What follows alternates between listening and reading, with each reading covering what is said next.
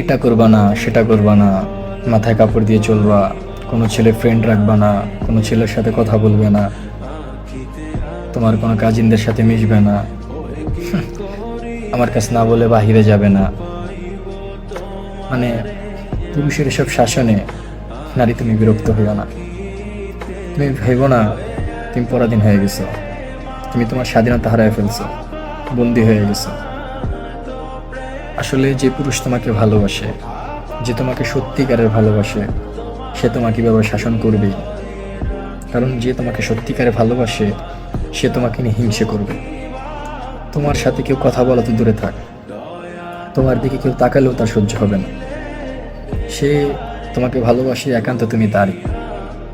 সে পৃথিবীর সব কিছুর ভাগ দিতে পারবে, কিন্তু তোমার ভাগ অন্য কাউকে দিতে পারবে না। যে মানুষটা তোমাকে এভাবে শাসন করে সে মানুষটা সত্যিই তোমাকে ভালোবাসে।